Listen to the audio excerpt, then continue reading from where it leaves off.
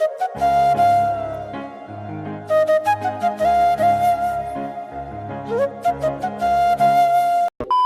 আমি আর সৌম্যদীপ গিয়েছিলাম নিশ্চিন্তপুরে ঠাকুর দেখতে, সেই ভিডিওটাই আমি আজকে শেয়ার করছি। তো ভিডিওটি ভালো লাগলে লাইক কমেন্ট শেয়ার করে দিও।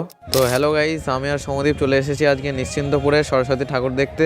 তো ভিডিওটি পুরো দেখার অনুরোধ রইলো। তো তোমাদেরকে সুন্দর সুন্দর সরস্বতী ঠাকুর দেখাবো। তো চলো। তো আমরা এখন যাচ্ছি প্রথম প্যান্ডেলের ভিতরে প্রবেশ করতেই দেখলাম এখানে ভগবান শ্রীকৃষ্ণের জন্মের লীলা দেখানো হয়েছে। আর ওপরে দেখো খুবই সুন্দর লাইটিং লাগানো রয়েছে। আর এখানে খুবই সুন্দর একটি কেদারনাথ মন্দিরের দৃশ্য দেখানো হয়েছে। আর ওই দেখো সরস্বতী ঠাকুর। তো এই ঠাকুরটা দেখার পরে আমরা যাচ্ছি অন্য প্যান্ডেলে। চারিদিকে দেখো কত খাবারের দোকান, আর এই দিকে তো সুন্দর মেলা বসেছে। এখন আমরা যাচ্ছি সামনের দিকে। এরপরে আমরা চলে আসলাম যুবক সংঘ ক্লাবে। তো চলো ভিতরের দিকে যাওয়া যাক। ভিতরে কিন্তু খুবই সুন্দর ডিজাইন করা হয়েছে। আর চারিদিকের কারুকার্যগুলোকে দেখো একবার, সবই কিন্তু থার্মোকলের তৈরি। আর এই দেখো এটা হচ্ছে এই প্যান্ডেলের সরস্বতী ঠাকুর। তো ঠাকুরটা কিন্তু খুবই সুন্দর হয়েছে। এই ঠাকুরটা দেখার পর আমরা এখন যাচ্ছি অন্য প্যান্ডেলে। আর ওপরে কি সুন্দর লাইটিং লাগানো রয়েছে দেখো। তো গাইস, এই প্যান্ডেলের থিম হচ্ছে ঢোলাকপুর। সামনে কিন্তু ইন্দুমতি আর ভীমের ছবি রয়েছে। আর এই দেখো ভিতরে রয়েছে জাগ্গু, কালিয়া, ঢোলু ভোলু, ওইদিকে রয়েছে রাজু, ছোটা ভীম। আর এটা হচ্ছে প্যান্ডেল, সবই কিন্তু থার্মোকলের তৈরি। আর এইদিকে রয়েছে টুনটুন মৌসি, চুটকি, আবার এই দেখো রাজু, ছোটা ভীম। আর এই দেখো এটা হচ্ছে এই প্যান্ডেলের সরস্বতী ঠাকুর। এই ঠাকুরটা কিন্তু খুবই সুন্দর লাগছে। তো এই প্যান্ডেলের ঠাকুর দেখার পর আমরা এখন যাচ্ছি পরবর্তী প্যান্ডেলের ঠাকুর দেখতে। এইদিকে দেখো চারিদিকে কিন্তু খুবই সুন্দর মেলা বসেছে। এখন আমরা যাচ্ছি পরবর্তী প্যান্ডেল দেখতে।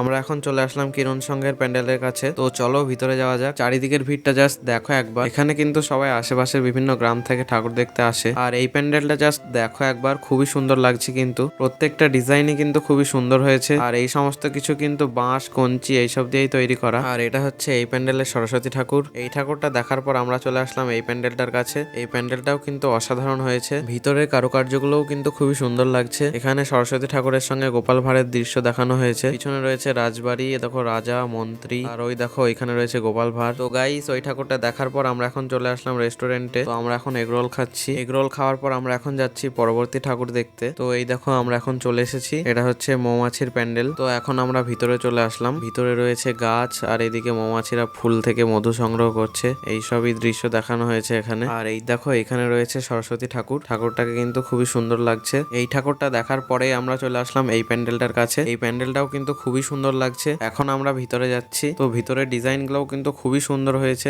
আর এই ঠাকুরটাও কিন্তু খুবই সুন্দর লাগছে। পিছনে আমাদের ভারতবর্ষকে দেখানো হয়েছে। তো আমরা নিশ্চিন্তপুরে এই কয়েকটা ঠাকুরই দেখেছিলাম। রাত হয়ে গিয়েছিল বলে আমরা বাড়ি চলে এসেছিলাম। আরো কয়েকটা হয়তো ঠাকুর বাকি ছিল, তো সেগুলো দেখা হয়নি। তো আজকের ভিডিওটি আমি এখানেই শেষ করছি। দেখা হচ্ছে অন্য একটি ভিডিওতে।